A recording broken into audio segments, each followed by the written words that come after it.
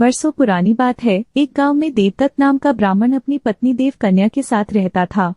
उन दोनों की कोई संतान नहीं थी।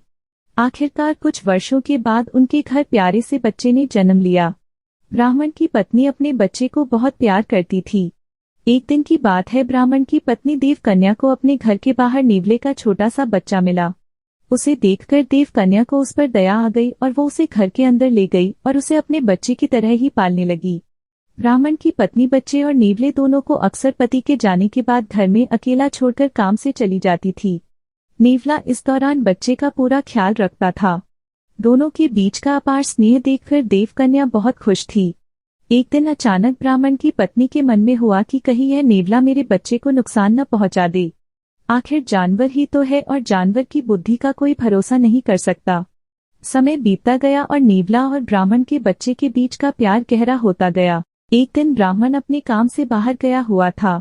पति के जाते ही देवकन्या भी अपने बच्चे को घर में अकेला छोड़कर बाहर चली गई।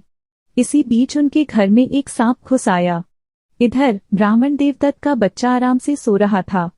उधर सांप तेजी से उस बच्चे की ओर बढ़ने लगा। पास में ही नेवला भी था। जैसे ही नेवले ने सांप को देखा तो वो सतर्क हो गया। नेवला तेजी से सांप की ओर लपका और दोनों के बीच काफी देर तक लड़ाई हुई। आखिर में नेवले ने सांप को मारकर बच्चे की जान बचा ली। सांप को मारने के बाद नेवला आराम से घर के आंगन में बैठ गया। इसी बीच देवकन्या घर लौट आई। जैसे ही उसने नेवले के मुंह को देखा तो वह डर गई। नेवले का मुंह सांप के खून से लथपथ था, लेकिन इस बात से अनजान देवकन्या ने मन में कुछ और ही सोच लिया। वो गुस्से से कांपने लगी। उसे लगा कि नेवले ने उसके प्यारे बेटे की हत्या कर दी है।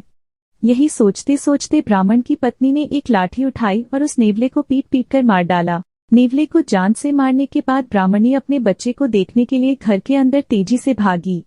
वहां बच्चा हंसते हुए खिलौनों के साथ खेल रहा था। इसी दौरान उसकी नजर पास में मरे पड़े सांप पर गई।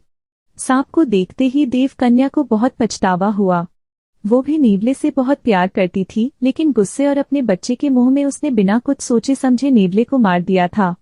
अब ब्राह्मण की पत्नी जोर जोर से रोने लगी, लेकिन तब तक बहुत देर हो चुकी थी।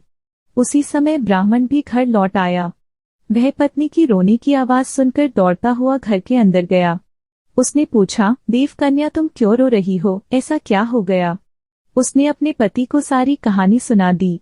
नेवले की मौत की बात सुनकर ब्राह्मण देवदत्त को बहुत दुख हुआ। दुखी मन से ब्राह्मण ने कहा, तुम्हें बच्चे को घर में अकेले छोड़कर जाने और अविश्वास का दंड मिला है। कहानी से सीख, बिना सोचे समझे गुस्से में आकर कोई काम नहीं करना चाहिए। साथ ही विश्वास की डोर को कभी शक की वजह से टूटने नहीं देना चाहिए। कहानी अच्छी लगी हो तो वीडियो को लाइक करें, शेयर करें, कमेंट करें और हमारी कहानी आप तक पहुंचे इसलिए चैनल को सब्सक्राइब करें और बेल आइकन को दबाना ना भूलें। कहानी को सुनने के लिए धन्यवाद।